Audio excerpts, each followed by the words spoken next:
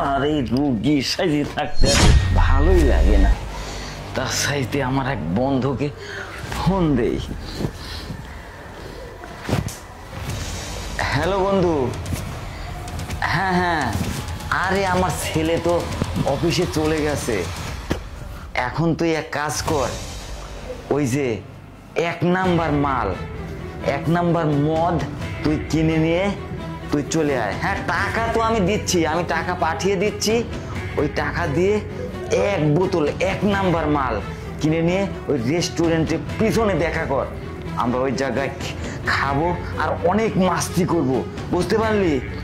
আরে আমার ছাওয়ালের থেকে এভাবেই তো আমার টাকা আদায় করতে হবে, রুগী সেজে, নাহলে তো হবে না, বুঝতে পারলি? হ্যাঁ আচ্ছা ঠিক আছে ঠিক আছে। যাই। কে? আমি ডাক্তার সজীব। আরে ডাক্তার, আমার তো কোনো রোগ বালাই কিছুই নাই। কিন্তু স্যার আপনার ছেলে নয়ন যে আমাকে আপনার কাছে পাঠাইছে ঠিক আছে, এক কাজ করেন, আমার তোর কোন রোগ বালাই নেই। আমি ছাওয়ালে তো একটু ভাতমো করলাম কিছু টাকা পয়সা আদায় করার জন্য, আমার তো চলতে হয় তাই না? তুমি এক কাজ করো, তুমি ওইসব বলি দিও যে আপনার ছেলে তো পুলিশ, আমি পুলিশকে কি বলবো? আরে বলবা যে আমি চিকিৎসা করেছি, আর মিথ্যে কথা বলার জন্য আমি তোমাকে পার্সোনাল 50,000 টাকা দেবো। তুমি একথা যেন বলো না যে তোমার বাবা সুস্থ। কিন্তু আপনার ছেলে আপনাকে অনেক ভালোবাসে, অনেক সম্মান করে। আপনার ছেলে আমাকে স্পেশালি পাঠাইছে, আমি এখানে আসছি যে আপনার বাড়ির কাজের লোকও জানে। কাজের লোক যদি বলে দেয়, আরে কাজের লোকে ম্যানেজ করার জন্য সেটা আমার দায়িত্ব, তুমি এটাই বলো। তাছাড়া তো আমি চলতে পারতেছি না, আমার টাকা পয়সা, অনেক টাকা পয়সার দরকার। টাকা পয়সা দিয়ে এই বৃদ্ধ বয়সে কি করবেন? আরে তুমি বুঝো না, আমার এখন টাকা পয়সা লাগে, একটু মদ পান করি, একটু নেশা টেশা করি, তো ওই তার জন্য আমার ফাঁকি দিয়ে কিছু টাকা পয়সা। কিন্তু এই বয়সে সব জিনিস খাওয়া আপনার স্বাস্থ্যের পক্ষে ক্ষতি, আপনার ক্ষতি হবে। কেন খাচ্ছেন এসব? এত কথা বলার চেষ্টা করো না, তোমাকে যা বলছি আমার ছেলেকে যেটা বোঝানোর দরকার বোঝাবা, তোমাকে পার্সোনাল 50,000 টাকা দেবো। কিন্তু আপনার ছেলে যদি জানতে পারে তাহলে আমার খবর করবে, আপনার খবরও করবে। কিন্তু সেই জন্যই তো 50,000 টাকা দিচ্ছি আপনার মুখ বন্ধ করার জন্য। স্যার দেখুন না, আমি আর এইসবের মধ্যে থাকতে পারবো না। আর আপনার সাথে থেকে থেকে আমি স্যারকে অনেক মিথ্যে কথা বলছি।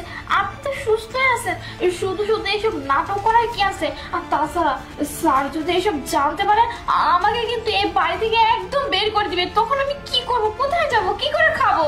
বেশি কথা কোয়া শিখছিস তাই না? তুই যে অবস্থায় ছিলি, আমি টাকা পয়সা দিয়েই তো তোর এখন উন্নতি। আবার তুই মিথ্যা কথা বলতে পারবি না মানে? অবশ্যই বলতে হবে। আরে আপনি ধমক দিচ্ছেন। আরে নয়ন বাবা, তুমি আমার সাথে এইভাবে নাটক করলে? না, নাটক করবো না, কি করবো তোমার সাথে? হ্যাঁ, তোমার লজ্জা হয় না? তোমার বৃদ্ধ হয়ে গেছে তুমি, তোমার এক পা কবরের দিকে চলে যাচ্ছে, দুদিন পরে তুমি কি করবে না করবে সেই চিন্তা তোমার নাই, অথচ তুমি এই বয়সে এইসব খেয়ে বেড়াও এখনো। আমার কাছ থেকে টাকা নেওয়ার জন্য তুমি এখনো মিথ্যে কথা বলো। রুগীর সাথে শুয়ে আসো এখানে, তুমি বলো আমি অসুস্থ, আমি মরে যাই, আমার এই নাতে আমার সেই। তুমি আজকে এখানে শুয়ে আসো, আমার বাড়ির কাজের লোকটাকে তুমি পর্যন্ত টাকা দিয়ে তুমি খারাপ বানাচ্ছ। ও বুঝতে পারছে, বুঝতে পেরে আজকে আমাকে এইখানে নিয়ে এসে ডাক্তার সাজাইছে তোমার আসল রূপটা দেখার জন্য। তোমার আসল রূপটা টেনে বের করছি আমি আজকে। প্লিজ বাবা দেখো, আমি বন্ধু বান্ধবের সাথে সবসময় ঘোরাফেরা করি। কিসের বন্ধু বান্ধব তোমার? একটা সময় একটা মানুষের বন্ধু বান্ধব থাকে, একটা বয়স থাকে, কিন্তু তোমার সেই বয়সটা কি আর আছে? তুমি যে এখন এই বয়সে এইসব করে বেড়াচ্ছ, তোমার কি লজ্জা করে না? নির্লজ্জা বেহায়া।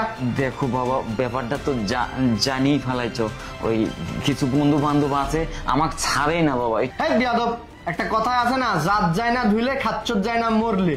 তোমার হচ্ছে সেই স্বভাব। স্বভাব ছিল একরকম, এখন হয়েছে আরেক রকম। বৃদ্ধ হয়ে যাচ্ছ, 2 দিন পরে মারা যাবে।